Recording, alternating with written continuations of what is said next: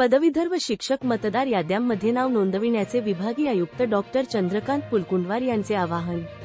पुणे विभाग पदवीधर व शिक्षक मतदार संघासाठी 1 नोव्हेंबर 2025 या अर्ता दिनांकावर आधारित नव्याने मतदार याद्या डी नोव्हो तयार करण्याचा कार्यक्रम जाहीर झाला असून मतदार नोंदणीची सुरुवात झाली आहे।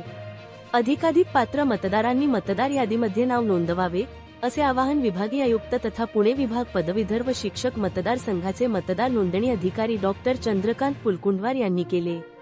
पदवीधर व शिक्षक मतदार याद्यांमध्ये नव्याने नाव नोंदणी करण्यासंदर्भात जाहीर झालेल्या कार्यक्रमाची माहिती देण्यासाठी विधानभवनात आयोजित पत्रकार परिषदेत ते बोलत होते।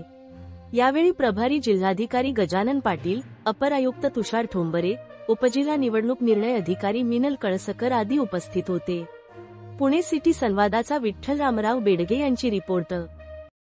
पुणे विभागाच्या पदवीधर आणि शिक्षक मतदारसंघासाठी मतदार यादी नव्याने तयार करण्याची प्रक्रिया आज सुरू करण्यात आलेली आहे। यासाठी आम्ही अधिसूचना 2 मराठी वर्तमानपत्रात प्रसिद्ध केलेली असून सर्व जिल्ह्यांमध्ये सर्व डेझिग्नेटेड प्लेसेसला सुद्धा ही सूचना प्रसिद्ध करण्यात आलेली आहे।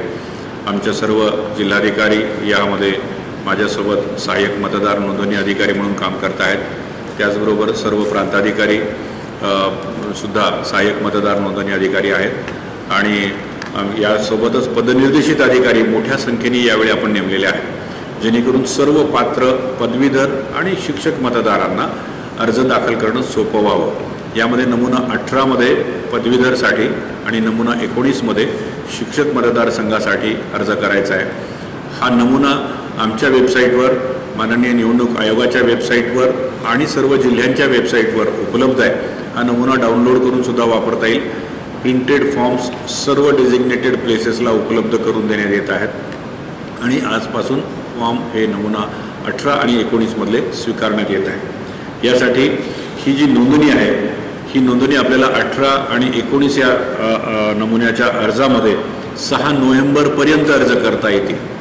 त्यामुळं जास्तीत जास्त संख्येने सर्व पात्र पदवीधर आणि शिक्षक मतदारांनी ही नोंदणी करावी, कारण ही नोंदणी नव्याने करण्यात येत आहे। दिस इज डी नोव्हो। तर डी नोव्हो प्रोसेस असल्यामुळे मागच्या वेळी आपलं नाव मतदार यादीत होतं म्हणून यावेळेस येईल असं अजिबात नाही। यावेळी प्रत्येकाला आपला फॉर्म नव्याने भरावा लागणार आहे, हे प्लीज समजून घ्या आणि आपण नव्याने फॉर्म भरा। आणि हे 6 नोव्हेंबरपर्यंत आपण फॉर्म भरायचे आहेत।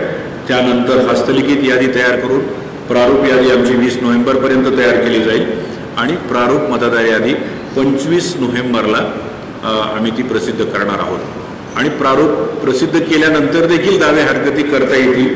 ते दावे हरकती 25 नोव्हेंबर ते 10 डिसेंबरपर्यंत करता येतील आणि 10 डिसेंबर नंतर मग ते आलेल्या हरकती आणि दाव्यांच्यावर निर्णय करून आम्ही 30 डिसेंबरला अंतिम मतदार यादी ही प्रसिद्ध करणार आहोत।